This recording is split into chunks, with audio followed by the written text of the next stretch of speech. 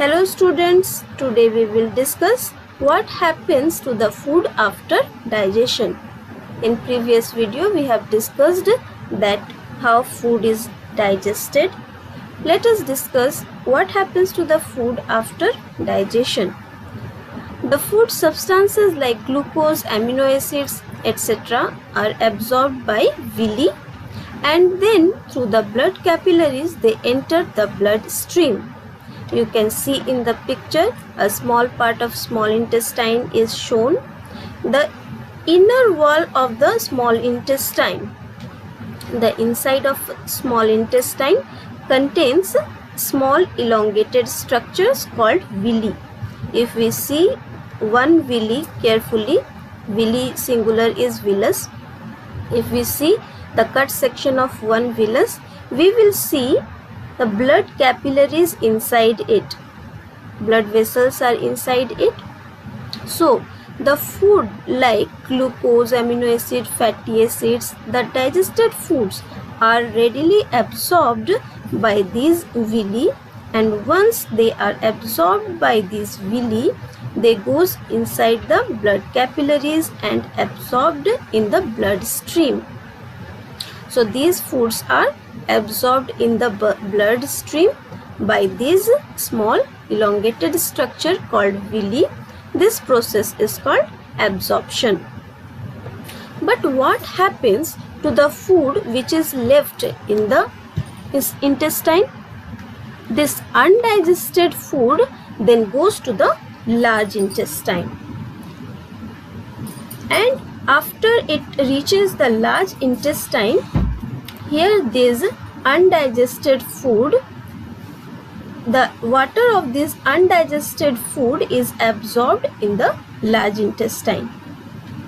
After absorption of water, the undigested food changes to semi-solid phases which moves to the rectum.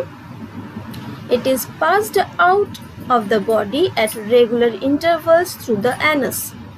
This process of eliminating the undigested food is called egestion. Now we understand that there are 5 steps of nutrition. Ingestion, taking of food inside the body, that is eating. Digestion, breaking down of food into small molecules, absorbable form. Absorption, taking the small molecules digested food in the bloodstream by the villi of small intestine. Egestion, throwing of leftover undigested food out of the body by the rectum and anus. And assimilation, conversion of the absorbed nutrients to another form and stored for later use. Let us discuss the 5th step a little more in detail. What is assimilation? This is conversion of absorbed nutrients to another form. All the digested food absorbed nutrients are not utilized by our body instantly. Some are converted to another form and stored for later use. This process is called assimilation. For example, liver converts excess of glucose into insoluble glycogen and stores it. When required by the body, the liver converts this glycogen back again to the glucose. Excess of glucose is also converted into fats and stored in the adipose tissue. Similarly, fatty acids either provide energy or are converted into fats and deposited under the skin. And amino acids, which are small molecules of protein, are used for synthesis of proteins.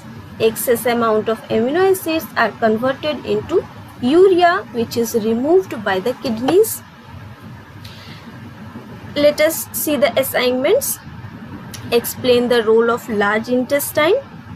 Describe the structure of small intestine. Give any 2 of its functions. And what is assimilation?